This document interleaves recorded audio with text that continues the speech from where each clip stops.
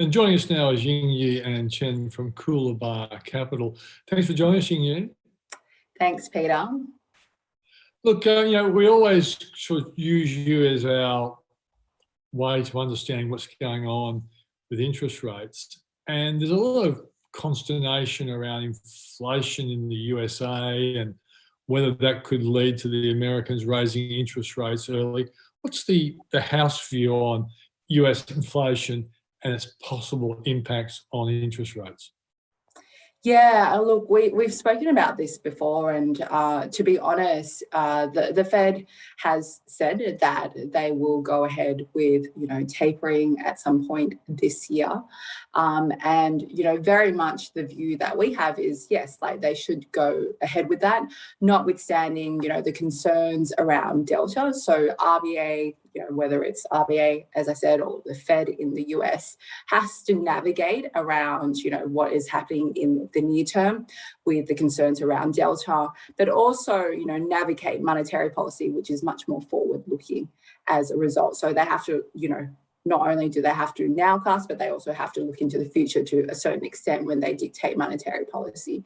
So the first sort of step for them would be to taper bond purchases as a first step to target any sort of inflation sort of concerns. Now, inflation is still manageable.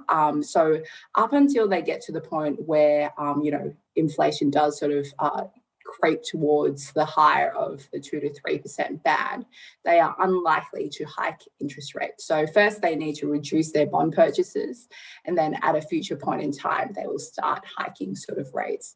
At which point then, yes, any sort of portfolio that has interest rate risk, so long end bonds or, what we call interest rate duration risk or fixed rate risk, is obviously something that will be, exposed to that more on the downside. If the Yanks, say, moved late 2022 because it's growing stronger than people expected and inflation was higher than they expected, do you think they would put pressure on our central bank to raise interest rates, or would Dr. Lowe stick with his 2024 promise? Yeah, it's really interesting. There's obviously a lot of crosswinds in that sort of thinking, because on the one hand, and I think we've definitely sort of spoken about it before, currently Australia's borders are closed, right? Which means that without the non-residents in Australia, that's put inflationary pressure on wage inflation here, and it's also meant that unemployment's gone down as well because the supply of labour is less. Now, come next year, when we are probably expected to reopen our borders, then you would expect that non-resident or that supply of labour to come back into the country, which has the effect of, deflationary effect on wages, which is probably the most important thing. The most important thing feeding into what the RBA is looking at in terms of inflation is very much that wage inflation number. And when these non-residents do return because of open borders, that will have a deflationary aspect. So on the one hand, yes, you could say that because the Federal Reserve is starting to hike rates, that will, potentially give, some sort of a green light for other central banks to not deviate too much from that sort of policy. But the RBA needs to watch what's happening domestically, which is likely to be, deflationary, if anything. So for us, inflation is less of a concern, say, in the next couple of years. It might be something, say come 2024, which is more realistic. So, to answer your question, we think the RBA would more likely sort of stick with the current sort of program and look at what's happening domestically. Okay. Now, your boss, Chris Joy, writing in the AFR, was talking about how because states are spending a lot of money, state government bonds are really popular and they're issuing more. Now, you manage, you guys manage the Switzer Higher Yield Fund, which is basically a bond fund and primarily government type bonds or really blue chip type banking type bonds. What's that going to do for the fund? Is it a good thing or a bad thing for the fund that state government bonds are being in more supply? Well, actually, more state government bond supply has actually meant more bonds, and that actually has reduced prices. However, going forward, the expectation is that this supply will be met with very substantial demand. So let's just talk about the supply picture first, and then I'll, address the demand sort of dynamics. As you guys know, and as your audience would know, the prices are determined by demand and supply. So the more demand, the higher the prices, the more supply, the lower the prices. So on the supply side of the equation, basically state government bond prices have cheapened up. And so we see substantial, very significant sort of value. We think that they're the cheapest asset class around, compared to equities, compared to, corporate bonds, for example. We think they're the cheapest asset around simply because the state governments have recently, despite the fact that, they've all announced smaller than expected budget deficits. Recently, New South Wales was the outlier. So New South Wales announced a smaller than expected budget deficit, which means that you would expect that they would need to issue less bonds or less debt as a result. What instead happened was that they announced a much larger issuance program for the coming financial year.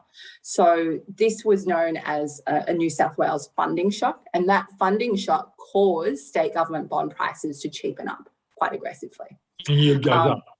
Yeah, well, the yield goes up, and the bond prices moves lower as a result. And then another sort of added sort of pressure has been obviously the lockdown. So the Delta induced lockdowns in New South Wales and Victoria had the market speculating that New South Wales and Victoria would need to issue more debt.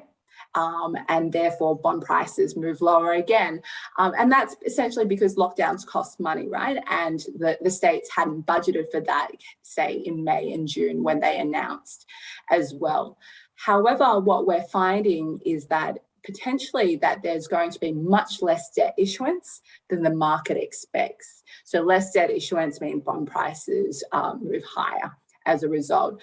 Why do we expect less debt issuance? Well, firstly, we think that New South Wales will go back to, clearing some of the debt that they announced at the same time. And that comes from the sale of WestConnex. So they already have $15 billion from the first half of the WestConnex sale. They're likely to receive the second half of the funds this month as well. And our expectation is that they will use that money to reduce debt. Secondly, at the same time, if you look at what New South Wales is actually spending on the lockdowns, it's actually around 50% of what they actually budgeted. So this lockdown is actually, not costing them as much as they had budgeted. Secondly, we're expecting New South Wales to come out of lockdown in October. So the New South Wales government is quite married to that 70% to 80% vaccination rate, as opposed to the daily case numbers. This will be, positive for the economy, but also for the bottom line for the New South Wales government as well. So that's on the supply side. So we're expecting less debt issuance. The demand side is incredibly interesting. So as I mentioned, the more demand for state government bonds drives prices higher. The demand side of the equation is very much driven by what, our thinking around this facility called the Committed Liquidity Facility. Now, I don't want to get too technical because you do pull me up about being technical too very often. But essentially, if you think about it, globally, regulators require banks hold emergency liquidity, okay? And what is the best form of emergency liquidity? Government bonds. Now, post-GFC, our government bond market at the time, if you rewind, wasn't very big. We didn't have a very large government bond market. So if the banks needed to hold these government bonds as emergency liquidity, the RBA and APRA were concerned that the banks would crowd out the government bond market. It meant that other people couldn't buy government bonds, and you don't want that. So instead, the RBA, so the Deputy Governor, DeBell, introduced the Committed Liquidity Facility. which is known as the CLF. And within this committed liquidity facility, the banks were able to hold alternative liquid assets as a surrogate. What sort of alternative liquid assets? Well, it included their internal home loans, it included RMBS, it included each other's bank senior bonds. And frankly, if you were a bank and you were focused on maximising return on equity, holding those sort of securities, or holding those sort of assets generate much higher ROEs than you would on, say, investing in government bonds. Yeah. Now, the thing is, APRA has been telling the banks for quite some time that the CLF needs to disappear because we don't have the same situation that we did, say circa, 5-10 years ago.